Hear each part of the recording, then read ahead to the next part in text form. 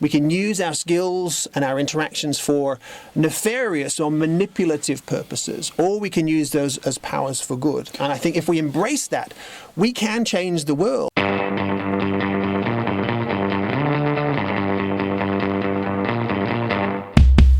Welcome back, Ian. Pleased to be here, John. Hey, I've heard you say that salespeople can change the world. That's a big statement. Yeah.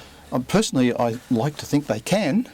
But what are your thinking behind that? Why do you say that? Well, I think more than any other profession, we touch more lives every day than anybody else. If you think about it, LinkedIn, think about the numbers for a second. LinkedIn has something like 13 million people listed that identify as sales professionals. I think Selling Power came out with some figures in the US recently, the top 500 companies, 23 million people. And I've seen figures worldwide of over 30 million. Yeah. So, yeah. It's big numbers, right? Big numbers. Big numbers. If you think about the ripple effect of all those interactions we're having every day, how many meetings are those salespeople having with other people every single day? So the ripple effect of our influence and the interactions we have with everybody else can have either a positive or a negative impact. But that's like voting for somebody and millions of people are voting, and what's the value of your vote? Do the value of an individual salesperson changing the world? Well, I think this is the collective opportunity we face. I think we need to have a higher purpose in mind in those interactions. We can't always make a sale. We can't always have that interaction resulting in a sale. But we can always have that person leave that situation, that interaction with us, having been uplifted in some way, having been enhanced, having had their life enriched by simply having met us, if that's our goal. I'd like to talk more about that, because the reality is most salespeople have the objective of closing orders, getting revenue, etc.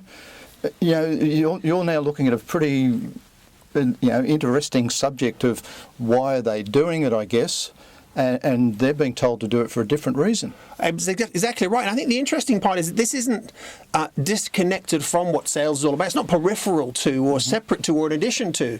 This is actually really what the heart of sales is all about. It doesn't matter what you're selling, what product or service you're in the people business.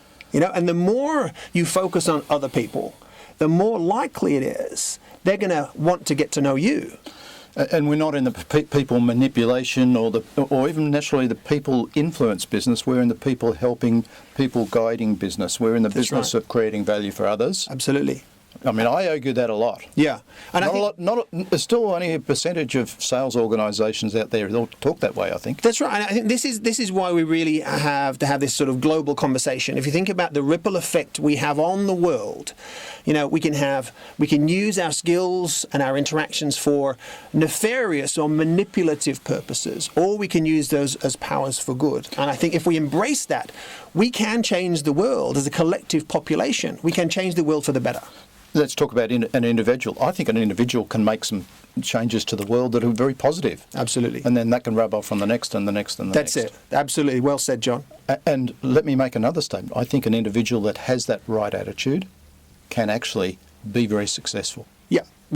It's the core to success, isn't it? It's absolutely the core. And you're dead right. It starts with you. It starts with you. Interesting subject. So the key message for individuals out there is to think about what influence you can have within your sphere of influence and do it for the right reasons. You'll get reciprocal value for yourself, but if your focus is really on the others, it's going to make a lot of sense. Absolutely. And we can change the world. We can. Thanks, Ian. Pleasure.